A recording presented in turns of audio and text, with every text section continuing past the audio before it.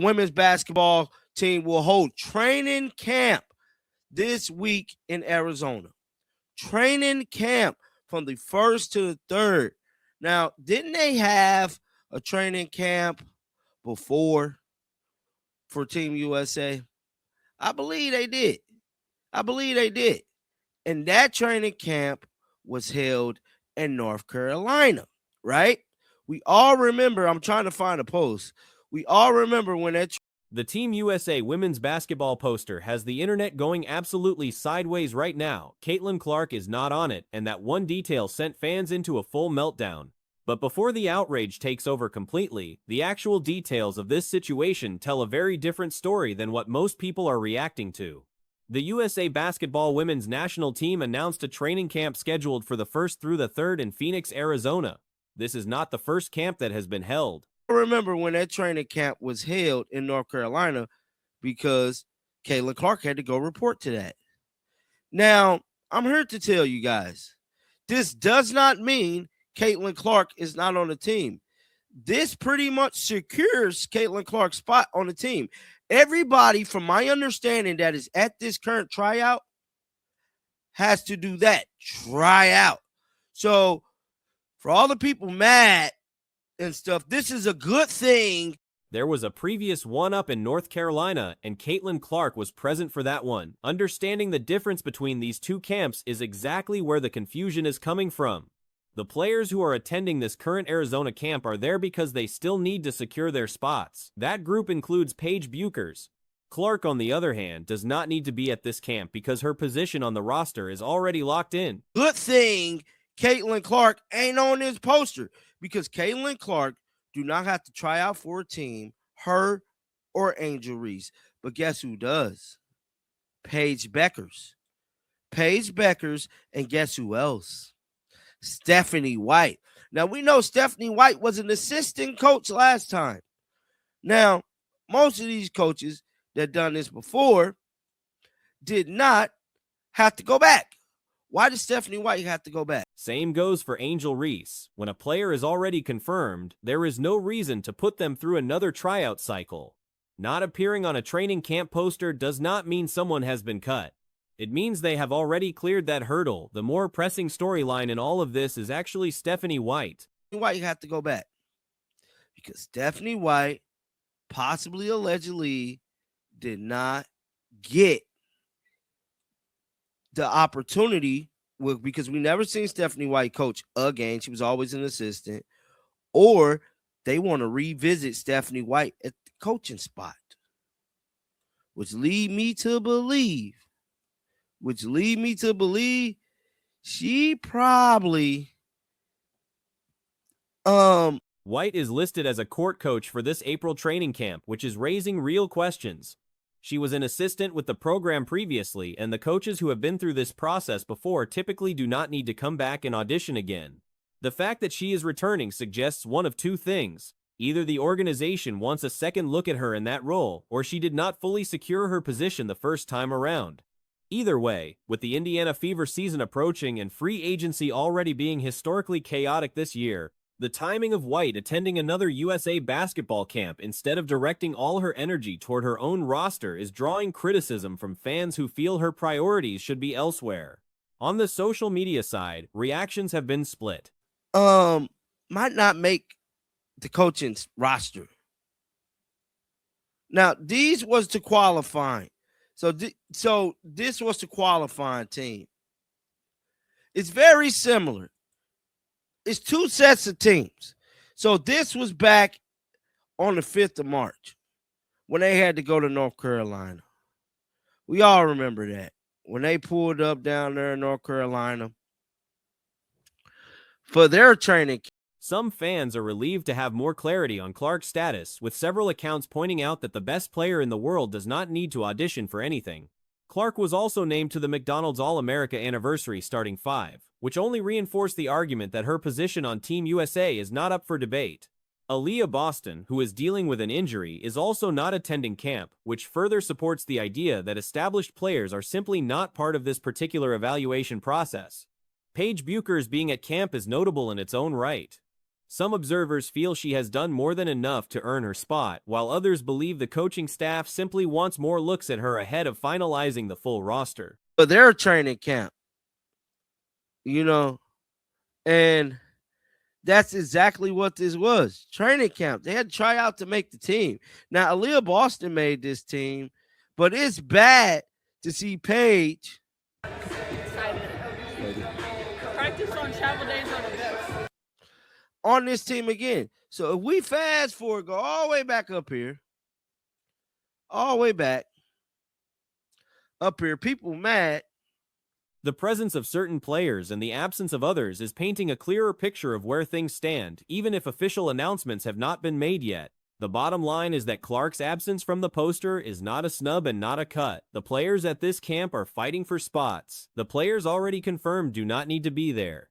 Stephanie White showing up for another evaluation, though, is the thread worth pulling on, and fans who follow the Fever closely are already doing exactly that. That Caitlin Clark is not on the team, but the person we need to be mad at is Stephanie White having to go back, because Stephanie White should not be going back. For one, she got the WNBA season, and for two, you was already there, which lead me to believe she probably didn't make it. So they want to see more of Stephanie White. Now, this is just a theory of mine, but I know for a fact damn near the case. The Indiana Fever are getting a brand new training complex, and it is a big deal for the franchise. The facility clocks in at 108,000 square feet with a reported price tag around $75 million, putting it among the top practice setups in the entire league. 7 months into construction, the building is visibly taking shape, and the organization is targeting a spring 2027 completion. Now, one thing worth addressing: the word transformative needs to be retired immediately. Damn near the Caitlin Clark's already on this team. She ain't got to go to training camp because she already made team. Those are facts. Now, let's read this. Congrats, Coach Stephanie White will be a court coach at the USA Basketball Women's National Team training camp in April, right? When will she start prepping for the season? Her hoping hoping she learns something. With the chaotic start to the season and drafts new. Every single announcement in the WNBA right now uses that word. A new locker room, transformative, a podcast studio. Listen to what they are saying about this and see how it's coming on after 7 months. 7 months. Hopefully this is not copyrighted. If it is, this might be very awkward because I will be using the YouTube thing to blur out the copyright music. So hopefully it's not. Ago, we started putting shovels in the dirt, getting ready to start progress, and now, we actually have something to show people. I know if you've been driving by, you've seen it, but our home is coming to life, and we are so excited. It's incredible. It's going to be a transformative project for the Fever. Transformative. Players getting league pass, probably transformative too. The word has been stretched so thin it means nothing anymore. A transformative project for the Fever. I mean this when I say this, I understand they all mean well, but can we stop using the word transformative for everything? I'm not joking. I'm pretty sure the players getting free league pass, they call that fucking transformative. Can we stop using transformative as a buzzword for everything? I'm sorry, nothing is transformative about getting a facility 4 years after the Aces, the Storm, and the. Getting a top-tier facility is genuinely good news for Indiana, but let's be clear, the Aces, the Storm, and the Mercury all had comparable setups years ago. This is the Fever catching up, and that's worth celebrating on its own terms without reaching for overblown language. The spring 2027 timeline is interesting depending on how American seasons are defined. In some parts of the world, May already counts as summer, so whether this opens closer to February or May remains a bit unclear. A facility 4 years after the Aces, the Storm, and the Phoenix Mercury. It's cool. It's good. It is a step in the right direction. It's great for the Indiana Fever. Can people please, everyone in the WNBA, transformative is their word of the year. They just use transformative as a buzzword so often that it loses all meaning. for women's sports, for Indianapolis. You're laying the foundation, really. That's what we always talked about. When the concrete goes down, you're laying the foundation for this next generation, for our home, for these players. Either way, the facility should be ready within roughly a year from now. On the question of whether fans will ever get to tour the building, not a chance. This is a professional training environment, not a public attraction. Players use those locker rooms daily. It's exciting. It's been exciting to watch every step of the way. We drive past it all the time, right here on the campus of Pacers Sports Entertainment in the heart of downtown. And it's been a great 7 months, and we're looking forward to the spring of 27. So coming in the spring of 27, so it's coming within the year. When is spring in America? Is May spring in America? Is May spring? Or is May the start of summer? May is summer in Ireland, so... Practice sessions are ongoing. The idea of walking groups through team spaces while athletes are preparing for games just isn't realistic, no matter how appealing it sounds from the outside. The social media angle surrounding the Fever is something the organization needs to be mindful of heading into the new season. Last year, opposing teams' accounts had a field day every time Indiana dropped a game, leaning heavily into the now you know energy after every loss. Ireland, so we are 1 month away from summer. So yeah, I don't know. Like, I don't know, depending on the countries. Like, I know in some countries August is summer, and in some countries August is like autumn. Like, it's autumn here. So I don't really know about the All America season. So is spring now? Like, is expected to be a year from now, or like February? But then can they get their own stadium now, brand new locker? That kind of attention cuts both ways. It's fine when things are going well, but it creates a certain kind of pressure that a rebuilding team doesn't always need. The every game is a home game framing is mostly true in spirit, but not technically accurate. Playing against the Valkyries or a team in a smaller arena is an away game regardless of crowd composition. The big venue matchups are where it genuinely starts to feel like neutral or home territory. Like February. But then can they get their own stadium now, brand new locker room? They already had it, didn't they? Will they be doing tours? No. I'm just going to say that right now. No. There is no chance. And by the way, yeah, it would be kind of cool, but like, understandable. I mean, absolutely understandable that they're not going to have people just tour and watch the team in the practice facilities. And like, okay, here we're going to look in the team locker rooms. Currently, there are... As for hostile environments in the league, Aces fans arguably generate the most intense atmosphere, and that's actually a compliment. A loud, invested crowd that creates real pressure is exactly what the sport needs more of.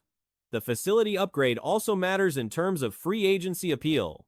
Satu Sabally is a strong example of how this stuff plays out in real decisions. Reports had Indiana in the conversation for her signing, but it came down to the Liberty and the Mercury, and Phoenix won largely because players visited the facility and were genuinely impressed. There are 3 players using the locker rooms. Oh, here's we're going to show you the team podcast room. Oh, there's Sophie Cunningham and Lexi Hull running their podcast. It's like, this is not going to happen. It's not like the fucking Corey in the House where the president randomly was showing up in White House tours. Like, the president would be walking around the White House, and, you know, during White House tours, the people would see the president. Like, it's not like that. And I don't think, like, this is a state-of-the-art training facility. Alyssa Thomas reportedly had a similar reaction.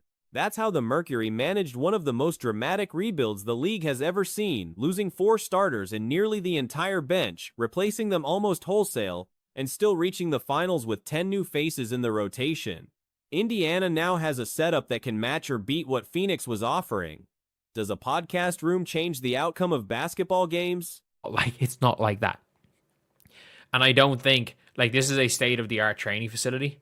What I don't think it is what I don't think they're going to do is section off a large chunk of the state-of-the-art training facility for tourism. It would be cool. It would be really cool. Not a chance. Not a chance. Not the now you know. Oh, no. I didn't even realize that. No. Indiana, you better be fucking good this year. Do you remember last year, every time the Fever lost a game, it was like, now you know. No. but it signals to players that the organization takes their overall experience seriously and that matters during free agency conversations. The practical outcome is simple: no player can walk away from Indiana in the future, citing facilities as the deciding factor. That particular argument is now off the table, and for a franchise trying to build long-term momentum, removing that obstacle is genuinely significant.